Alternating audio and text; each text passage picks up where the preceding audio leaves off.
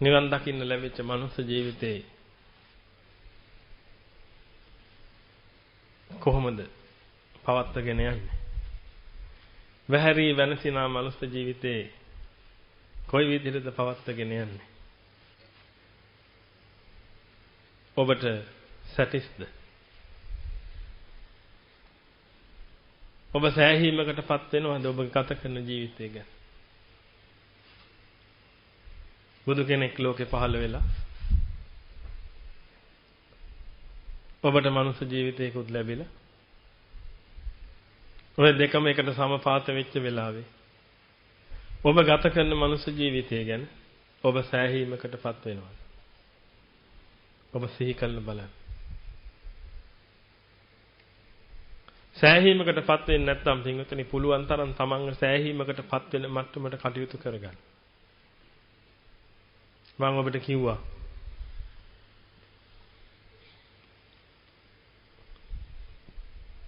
කාටවත් නිදහසට කාරණා කියන්න බෑ.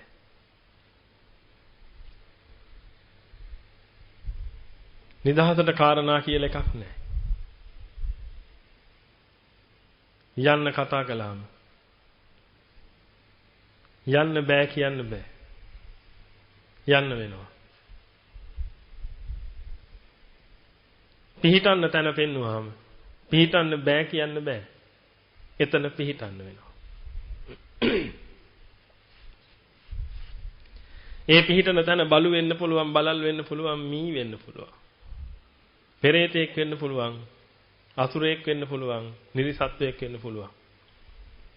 පෙන්නන තැන පිහිටන්න වෙනවා. එහෙනම් කිසිම නිදහසට කාරණාවක් නැති ප්‍රශ්නයකට මැදි වෙලයි අපි සියලු දෙනා ඉන්නේ. ඒක නිසායි පින්විතනි ඔබට මේ පන්න මේ දේ කියන්නේ.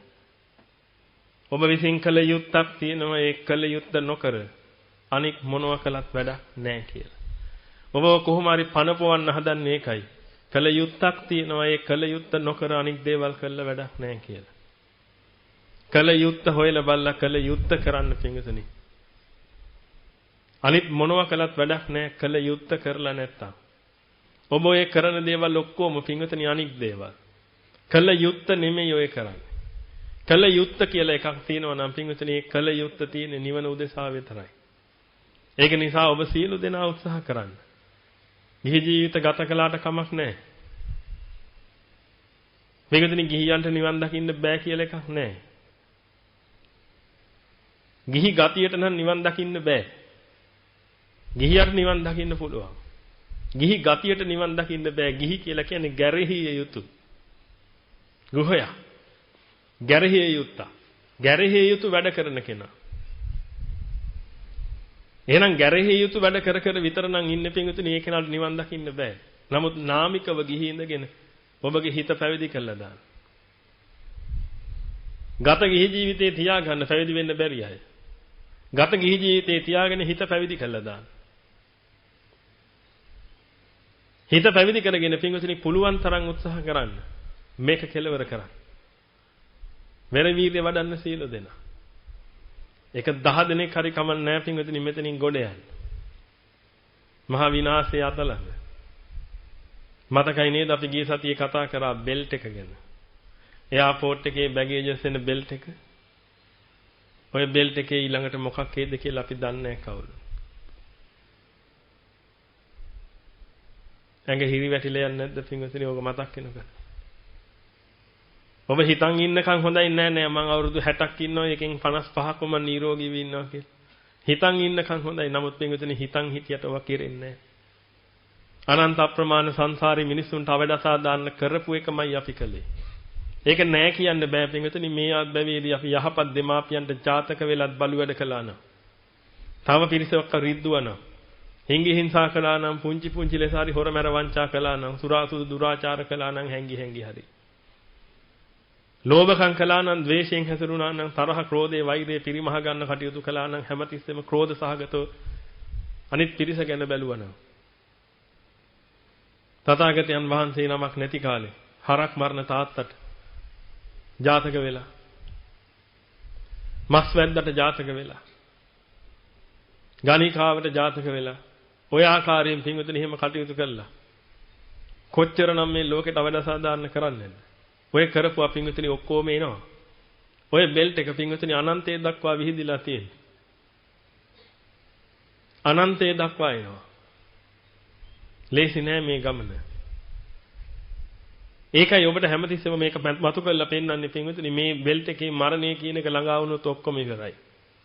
අංශභාගේ ළඟා වුණත් ඉවරයි. පිළිකහව ළඟා වුණත් ඉවරයි. ලේසි නෑ පින්විතනි. ඔබ දන්නවනේ ඔබගේ යාළුවන්ට පිළිකා හැදිලා තියෙනවානේ.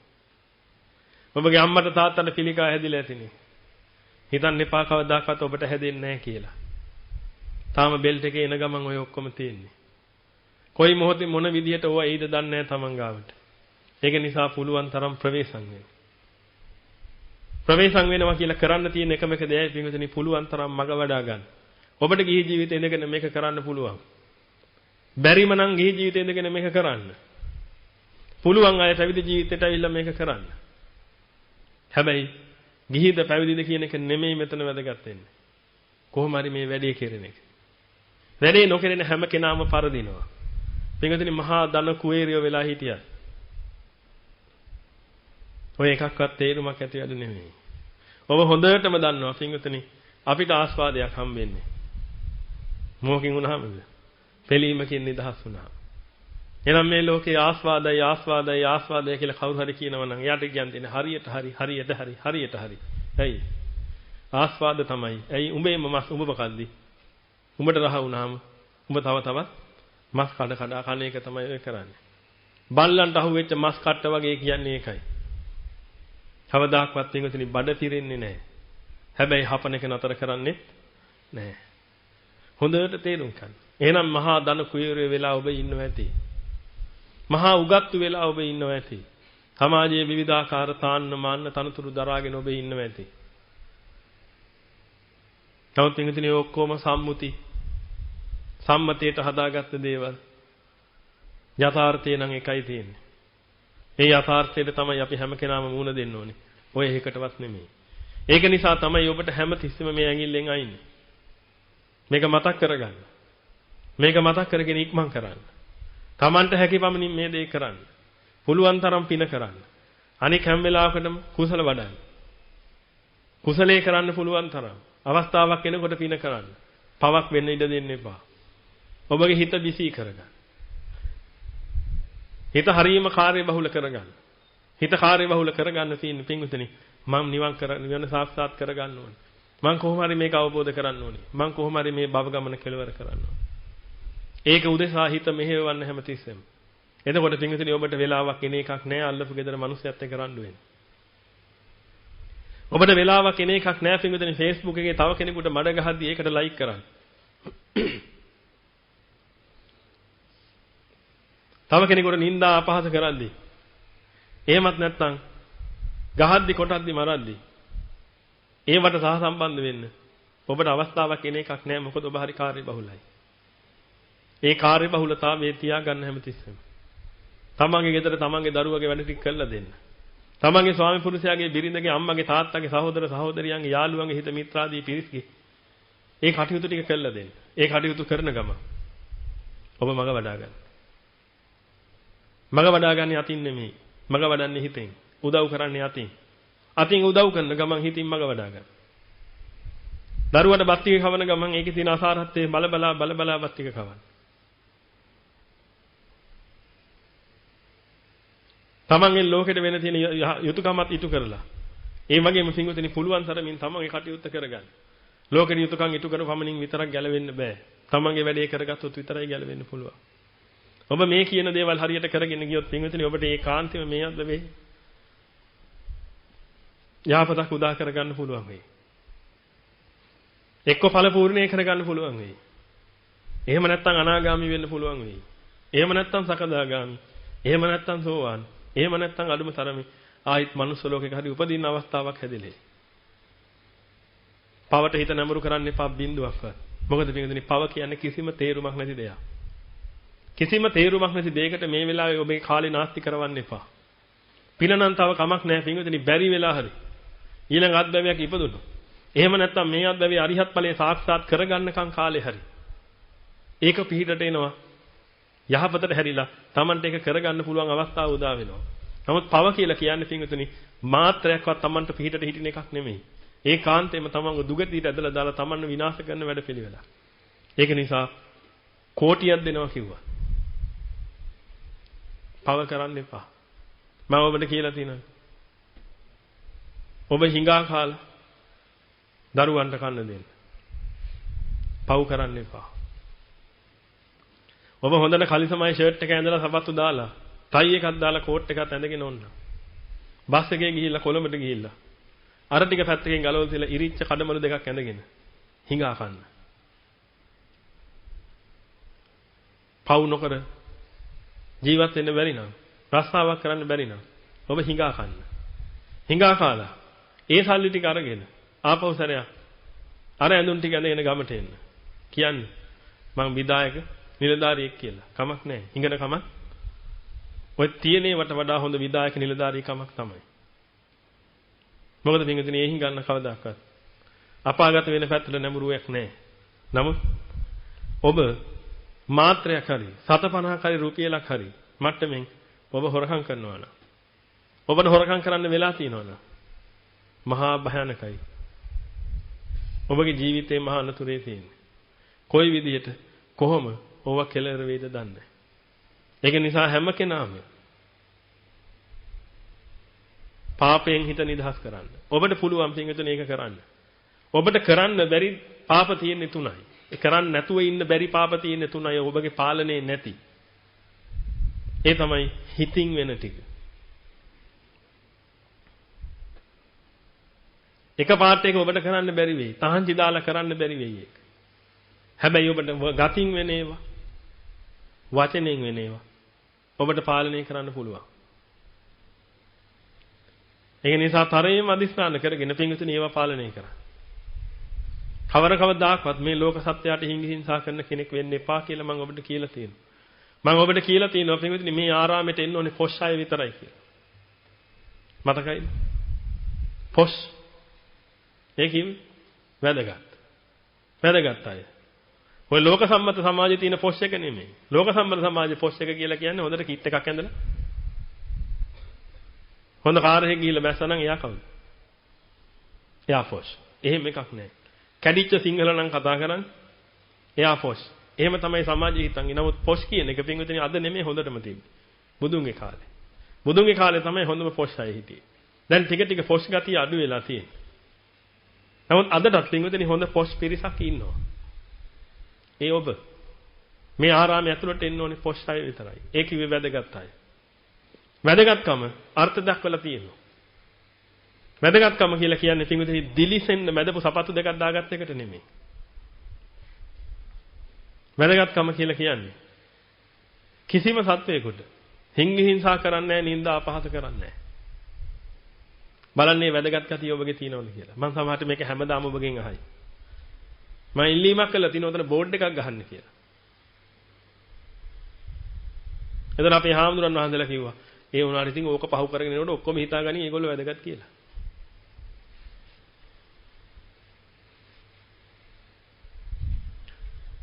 පිටුදෙනි සත්පුරුෂයන් වහන්සේලාගේ නින්දාවට පාත්‍ර වෙන්න එපා.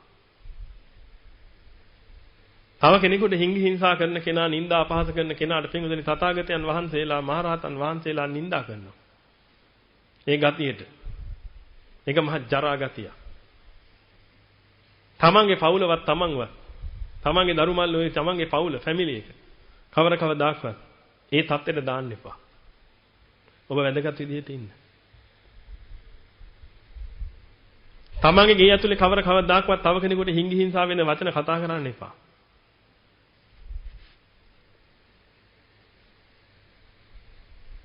තව කෙනෙකුට නිନ୍ଦා අපහාස කරන්න එපා තමන්ගේ ගේ ඇතුලේ. තමන්ගේ ගෙදර පින්විතනි දේවාලයක් කරගන්න. අපේ බෞද්ධ සමාජයේ තිබුණා එක දේවාලයක්. ඒක තමයි ගෙදර. ඒ දේවාලයේ තිබුණේ පව් කිරීමට ලැජ්ජාව සහ බිය කියන ස්වභාවයට ආලේ කරපු දෙන්නෙක් හිටියා ඒක ඇතුලේ. ඒ ආලේ කරපු දෙන්න තමයි ස්වාමි පුරුෂයයි බිරිඳයි කිව්වේ.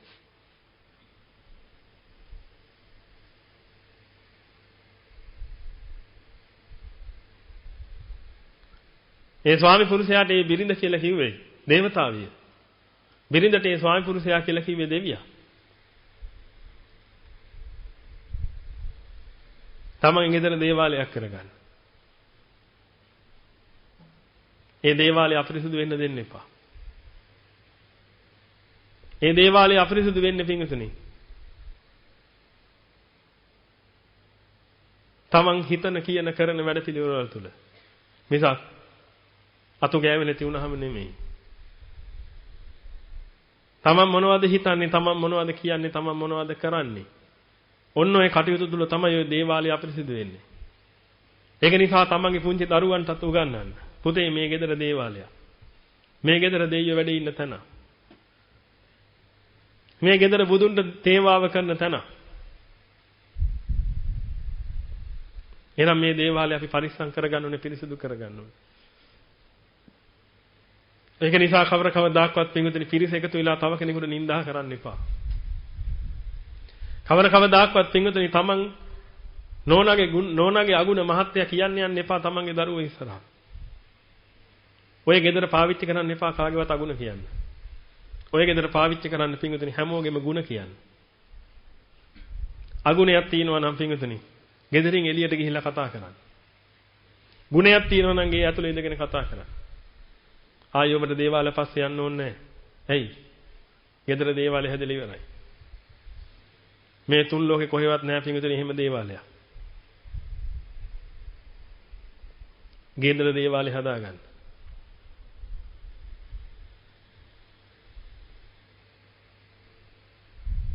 තමන්ට ඉන්න දරුවෝ දෙයියන්ගේ පුතා කරගන්න.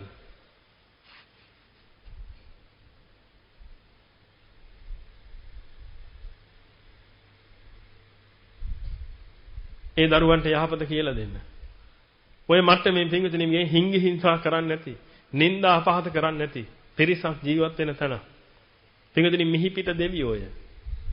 හොඳට මතක තියාගන්න පින්විතනි කොච්චර පින් කළත් දේවත්වයේ ගැරන්ටි කරන්න බෑ. ගැරන්ටි කරන්න බෑ දේවත්වයේ කියන එක. මොකද පින පරිසම් දුන්නොත් විතරයි දෙවි කෙනෙක් වෙන්නේ. පින් කළා හරි පින පරිසම් දුන්නොත් දෙවි කෙනෙක්. කොච්චර පින් කළත් එක පවක් කරලා තියෙනවා එක පරිසම් දුන්නොත් කොහෙද? අපායේ.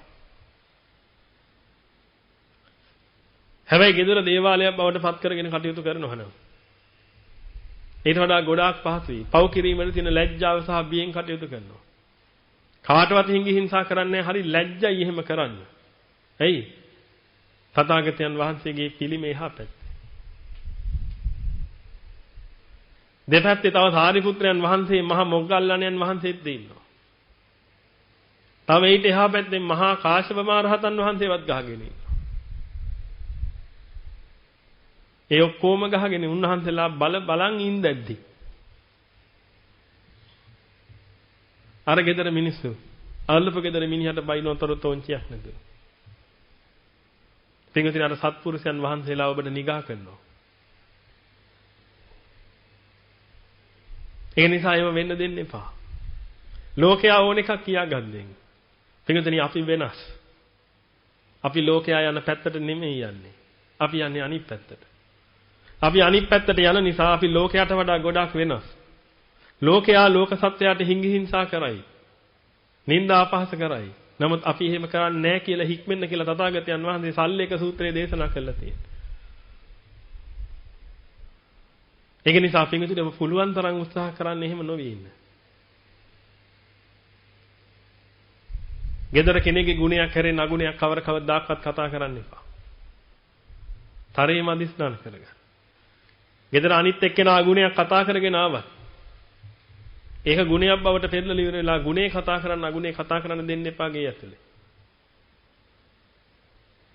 ඔබට ගෙදරට මලයක් උ ගෙවලියෝ පෙරේතයෝ ගෙන්න ගන්න ඕන නම් අගුණම කතා කරන්න කුණු හරපම කියන්න උස්සන්ඩින් කතා කරන්න. ඔබට ගෙදර දේවාලයක් කරගන්න ඕන නම් මේ කීප ටික කරන්න. හොරමෙර වංචාවක් වෙන්න දෙන්න එපා පින්විතනි ගේ සම්බන්ධ කරගෙන. සහ ඔබගේ ජීවිත සම්බන්ධ කරගෙන. ඔබ හොරෙන් ගත්ත කිසි දෙයක් ගෙදරට ගේන්න එපා.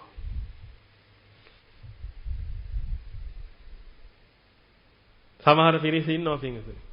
දරුවන්ට ටිකක් වැඩිපුර කන්න දෙන්න ඕන කියලා. පඩියට අමතරව දෙයක් වංචාවෙන් උපයාගෙන. ඒක ගෙනහලා ළමයින්ට කන්න දෙනවා. හැබැයි සමහරව ඉන්නවා මාත් එක්ක එක මහත්තයෙක් කියලා තියෙනවා. හාමුදුරනේ මම ඒ කාලේ ගිහි කාලේ. මට කියලා තියෙනවා මල්ලි.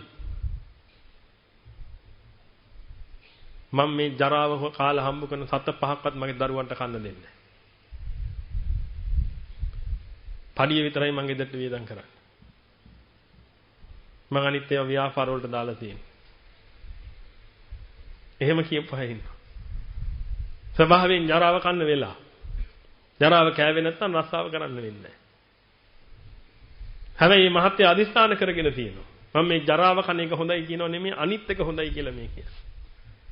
මේ මහත්ය අදිස්ථාන කරගෙන තියෙනවා එක දෙයක්. අසාධාරණයෙන් අයුත්තෙන් හම්බ කරන 7-5ක දෙයක්. මම පණ වගේ ආදරය කරන මගේ දරුවන්ට කන්න දෙන්නේ නැහැ කියලා. පිටුදින ගෙදර දිහාකට ගේන්න එපා. දේවාලය අපරිසුදු කරගන්න එපා. අකටයුත්තෙන් අසාධාරණයෙන් හම්බ කරන්න එපා. ඔබ හොඳටම දන්නවා පිටුදින මේ ලෝකේ සාරයි කියලා ගන්න එක බින්දු මාත්‍රක දෙයක් නැහැ. දහම ඔබට වැටහිලා තියෙනවා නම් පිටුදින එහෙනම් අයුත්තෙන් අසාධාරණයෙන් හම්බ කරගන්න තරම් වටින දෙයක් මේ ලෝකේ නැහැ. ඒක නිසා ඔබ තරේම අදිස්ථාන කරගන්න නෑ මම කවදාකවත් හොරමැර වංචාවල් කරන්නේ නෑ. මම ලෝක සත්‍යයට වංචා කළ ලෝක සත්‍යව මුලාවටපත් කරන්නේ නෑ කවදාකවත්. ලෝක සත්‍යයට මුලාවටපත් කළ ඉවරලා ලෝක සත්‍යයේ දේවල් දැහැගැනීමේ වැඩපිළිවෙල යෙදෙන්නේ නෑ මම. මට මේ තියෙන විදිය හොඳයි.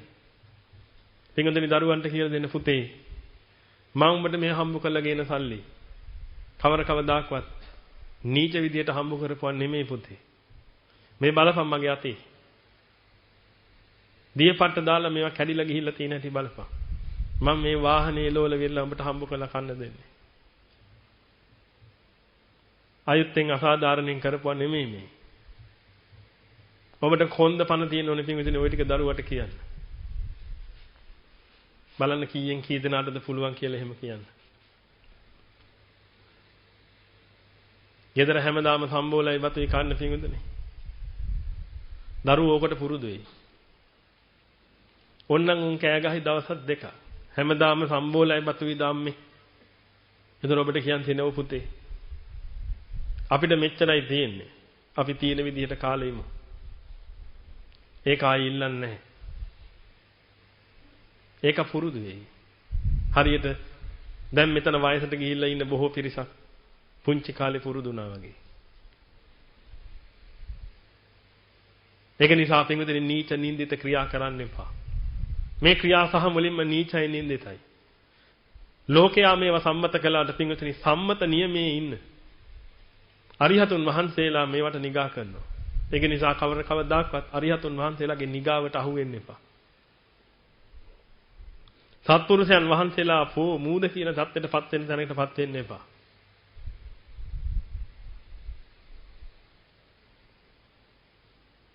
පුළුවන් තරම් පින්වතුනි හොඳ පිරිසක් බවට පත් වෙන්න. නැවත අදිස්ථාන කරගන්න මම හොඳ කෙනෙක් වෙනවා මම වැදගත් කෙනෙක් වෙනවා. මම සුරාසුදු දුරාචාරය කරන කෙනෙක් නෙමෙයි කියන තැනට අදිස්ථාන කරගන්න.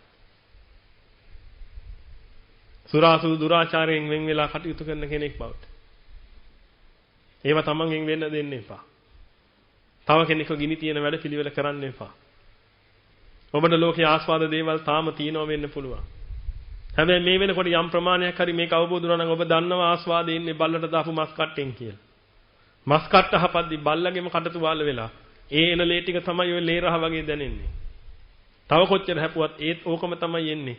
කවදාකවත් බඩ පිරෙන්නේ නැති බව. ඔය ටික ඔබට වැටහිලා නම් තියෙන්නේ පිංගුතුනි. ඔබට ආස්වාදයි කියලා හිතිච්ච කෙනෙක්ව කෙනෙක් සමග රහසේ සම්බන්ධකම් පවත්වීම වැනි නීච නින්දිත ක්‍රියා නොකළ යුතු වෙනවා. දරුවන්ට පාරේ බහලා යන්න බැරි වෙන. ඥාතීන්ට අනිත් සත්‍යයට මුහුණ දෙන්න බැරි වෙන. ස්වාමි පුරුෂයාට බිරිඳට ඉවස ගන්න බැරි වෙන. ඒ නීච නින්දිත ක්‍රියා වහවහම නතර කරගන්න වෙනවා.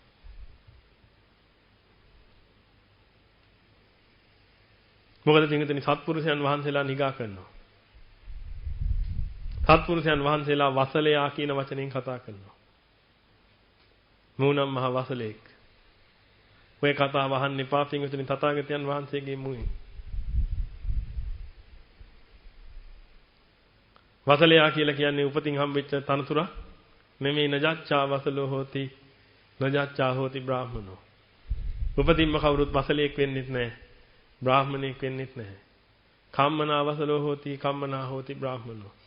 කර්මයෙන්මයි වසලයා වෙන්නේ.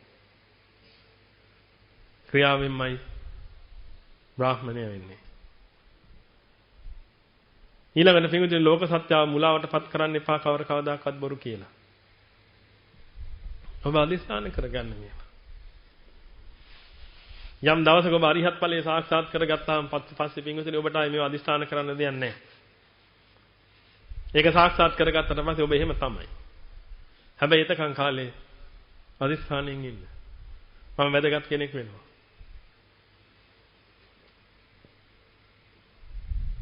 පින්විතනි සත්‍යවාදී පිරිස හරි වැදගත්. ඔබ දන්නවනේ සමහර කෙනෙක් කියලා ඔබට මොකක් හරි දෙයක් කිව්වට පස්සේ ඔබ ඒක විශ්වාසයට ගන්නවා. මොකකින්ද? මොකකින්ද ඔබ ඒක විශ්වාසයට ගන්නෙ? ඔබට තියෙනවා ඔබට හිතෙනවා යා වැදගත් කෙනෙක්. වැදගත් මිනිස්සු බොරු කියන්නේ නැහැ. එහෙම හැඟීමක් එනවා. ඒක නිසා පින්විතනි වැදගත් වෙන්න.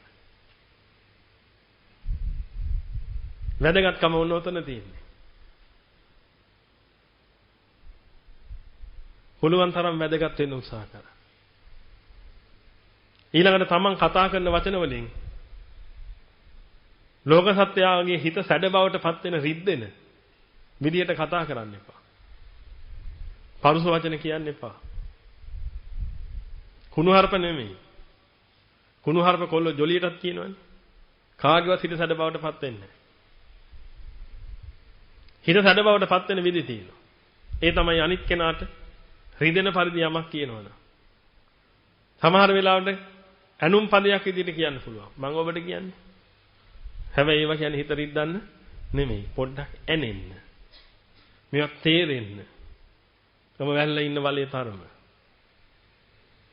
යහපතට නෙමෙයි. ඒ කෙනාව පහළ දැමීම උදෙසා ඒ කෙනාට නිନ୍ଦා අපහාස කිරීම උදෙසා යම් වචන පෙළක් ඔබ පාවිච්චි කරනවා නම් ඔබ මහා නීච නින්දිත වැඩ කරන කෙනෙක්. වහාම මිදෙන්න. වැදගත් වෙන්න. ඔබට පුළුවන් වෙනෝනේ මම වැදගත් කෙනෙක් කියලා වඩන්න. ඔබට පුළුවන් වෙනෝනේ සත්‍යක්‍රියාවක් කරන්න. මම වැදගත් කෙනෙක්. මගේ වැදගත්කම සත්‍යයි නම් මට මේ විදිහට මේක කෙරෙන්න ඕනේ. ඔබගේ වැදගත්කම ඇපේට තියලා ඔබට පුළුවන් වෙනෝනේ සත්‍යක්‍රියාවක් කරන්න. මම මේ කියන කෙනා මොනතරම් සුන්දර කෙනෙක්ද කියලා හිතලා බලන්න.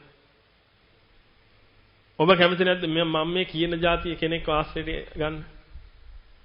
තමන්ගේ වටේ ඉන්න 3-4 දෙනෙක් ඉන්නවා නම් තමන් කැමැත්තෙන් ඇසුරු කරන ඔය 3-4 දෙනාම ඔය જાතිය කෙනෙක් වෙන ඒවට කැමති නැද්ද? සාරිපුත්‍රයන් වහන්සේ මොග්ගල්ලාණන් වහන්සේව ආශ්‍රයට ප්‍රිය කළා. මොග්ගල්ලාණන් වහන්සේ සාරිපුත්‍රයන් වහන්සේව ආශ්‍රයට ප්‍රිය කළා. ඒ විතරාගී මුනිවරු ජීවිත හේතුවකින්වත් වැදගත්කම අතාරින්නේ නැහැ.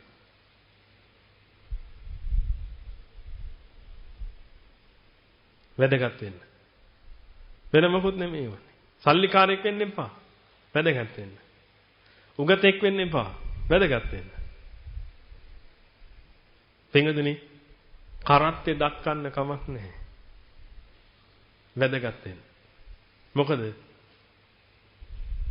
ලොකු වාහනේ යනකොට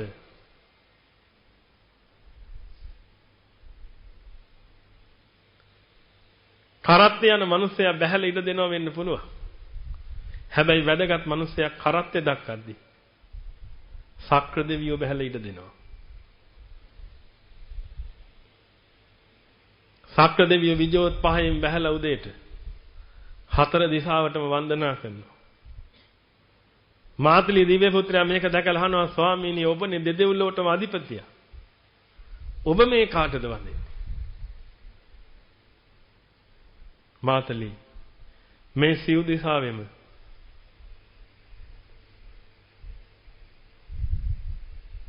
මග වඩන මහා වීරයෝ මග වඩනවා අරිහත් ඵලය සාක්ෂාත් කර ගැනීම උදෙසා. මේ මහා වීරයන්ට මම කරන নমස්කාරයයි මේ කියලා ශක්‍ර දෙවියෝ নমස්කාර කරනවා. වැදගත් වෙන්න.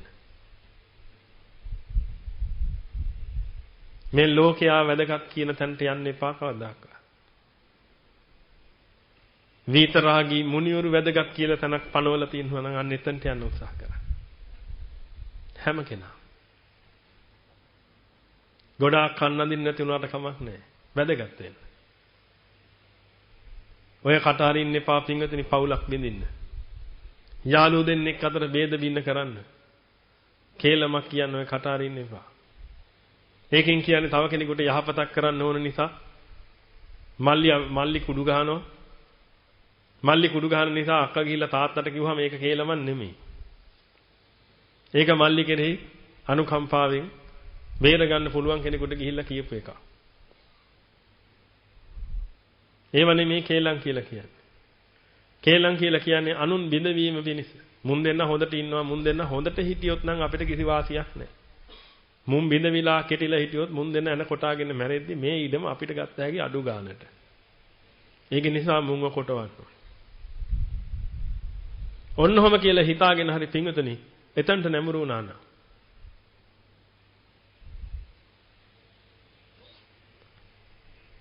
මහා නීච නින්දිත වැඩක් ඒකලේ. ඒ පිරිස් ભેද වෙනවා. ඒ පිරිස් ભેද වෙලා මහා හානියක් කරගන්නවාද ඒගොල්ලන්ට. ඔය කට අරින්න එපා පිංගුතුනි මේ දෙයට. මහා සාපලත් වැඩක්. ඔබ අහලා ඇති එක්තරා රහතන් වහන්සේ නමක් හිටිය තථාගතයන් වහන්සේගේ සමයේ.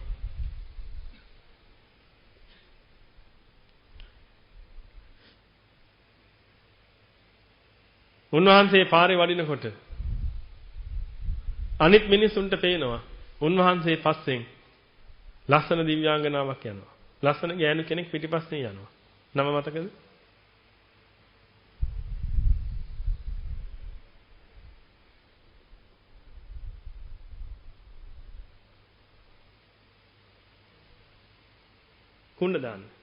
කුණ්ඩදාන මහ රහතන් වහන්සේ.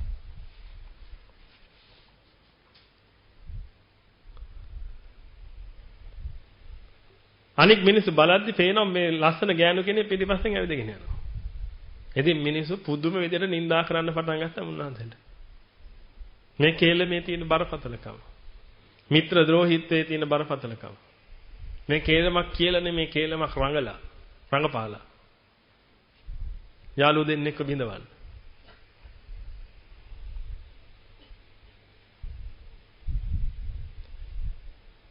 මේ හැම කෙනාම මේ හාමුදුරන්ට දොස් කියනවා. ගෑණියෙක් පස්සෙන් අරන් යනවා.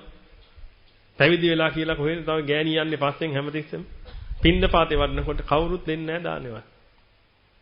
ඒ තරම් පිළිකුල් කරන්න ගත්ත මේ හාමුදුරුවෝ. අන්තිමට බුදුහාමුදුරුවෝ ගාවටත් ගියා මේ ආරංචිය. තථාගතයන් වහන්සේ දකින්න මොකද්ද මේකට හේතුව කියලා. එක්තරා බුද්ධ ශාසනයක යහළු භික්ෂුන් වහන්සේලා දෙනමක් ඉඳලා තියෙනවා. මේ භික්ෂුන් වහන්සේලා දෙනම හරීම හිතවත් කල්යාණ මිත්‍ර සම්බන්ධයක් තියාගෙන මග වඩාගෙන කටයුතු කළා. එක්තරා දෙවි කෙනෙකුට මේක හරි ප්‍රශ්නයක් මේ දෙන්න මෙච්චර සතුටින් මේ මෙච්චර සමගියෙන් ඉන්න එක ගැන. ඒක නිසා මේ දෙන්නව ભેද කරන්න ඕනේ කියලා. කොහොමද මේක කරන්න කියලා හිත ඉන්නකොට දවසක් මේ හාමුදුරන් වහන්සේලා දෙනම මග පාරේ වඩිද්දි එක හාමුදුරන් වහන්සේ නමකට ඕනි වුණා වැසිකිලි කරන්න. මම පොඩ්ඩක් කැලේට ගිහිල්ලා එන්නම් කියලා. උන්වහන්සේ කැලේට ගිහිල්ලා ඒ තමන්ගේ මුත්‍රා කිරීම කටයුතු සිද්ධ කළා. එනකොට අර දෙවියා මොකද කළේ? ගැහණු කෙනෙක්ගේ වේශයක් මවාගෙන මේ හාමුදුරුව පිටිපස්සෙන් බැලි පිහිට දාවා.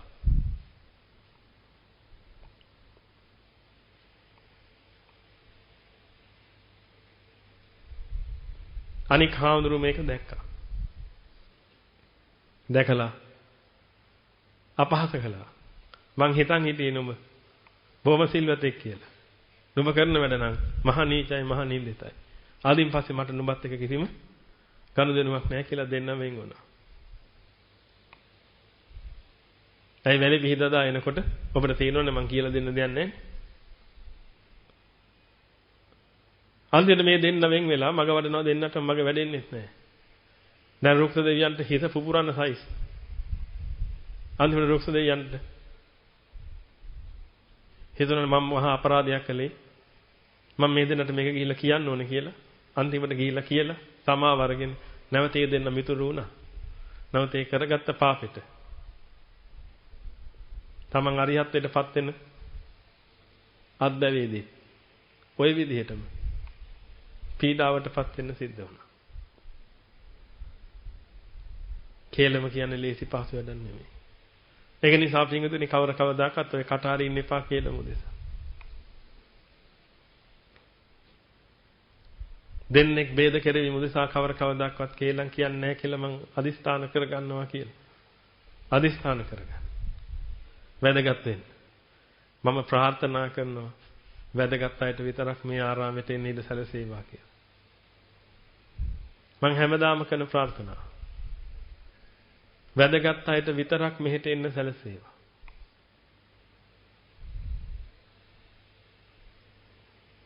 මොකද පින්වතුනි මං දකින්න කැමති කාව විතරද? වැදගත් අය විතරයි. ලෝක සත්‍යයට හිංගි හිංසා කරන, හොරමැර වංචා කරන, සුරාසුදු දුරාචාර කරන, බොරු කේලම් පරුස වචන හිස් වචන කියන අනුන්ගේ දෙයක් දැකලා ඒකට හූල් අනේ තොපිට නොවි අපිට උනා නම් මේ අපිට හම්බුණා නම් උඹලටමනේ ලැබෙන්නේ කියලා හූල්ලන බුදු අම්මෝ මේ ගහේ තියෙන තැඹිලි කියලා අදින්නේ. දන්නව නේද හූල්ලන්නේ තව කෙනෙක්ගේ දෙයක් දැකලා.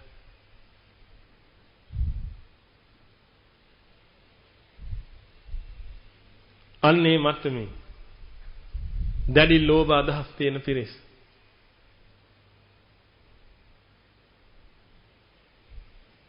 ඒ වගේම තව කෙනෙකුට හිංගි හිංසා කරන හිතක්ම හැමතිස්සෙම නැగిලෙන හිත ද්වේෂ සහගත හිත හැමතිස්සෙම තරහ යන හැමතිස්සෙම අනිත් අය ගැන තරහෙන් කටයුතු කරන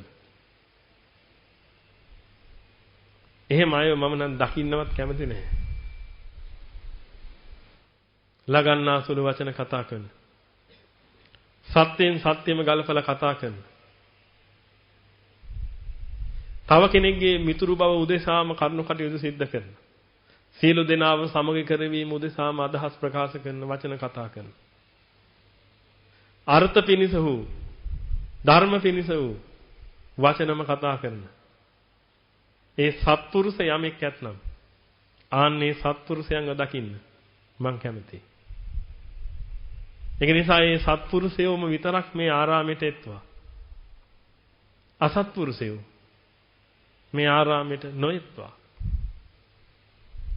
මේ ආරාම බිම හරි පූජනීයයි.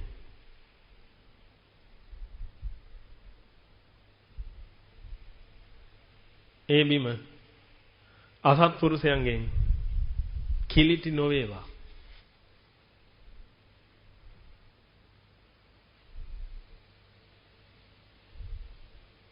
ඒක නිසා ඔබ තුල අසත්පුරුෂ ගති තියෙනවනේ.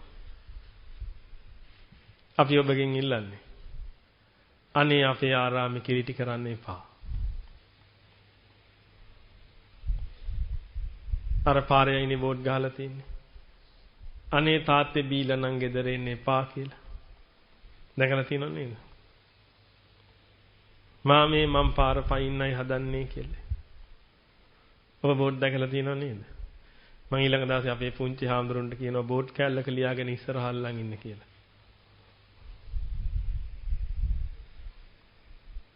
අපේ සුද්ධ වූ ආරාමයේ කිලිටි කරන්න එපා කියලා.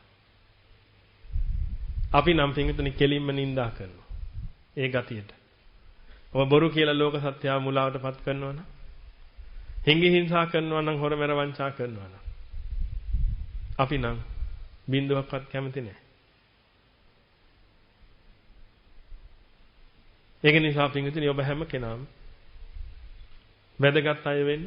මම දන්නවා ඔබ සියලු දෙනා වැදගත් කියලා.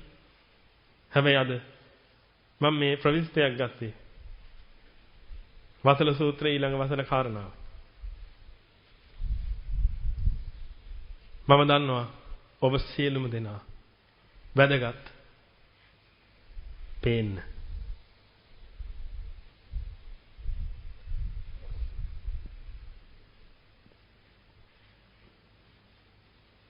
බොහොම අතලොස්සයි ඉන්නේ. පේන්න අවදගත් අය. හැමෝම පේන්න හරි වැදගත්. නමුත් මම ඔබගෙන් ඉල්ලන්නේ පේන්න විතරක් නෙමෙයි. හැමතිස්සෙම වැදගත් වෙනවා. මොකද රහසින්වත් පව් නොකරන ගති තියෙන උත්තමයේගේ ශ්‍රාවකයෝ නේද ඔබ?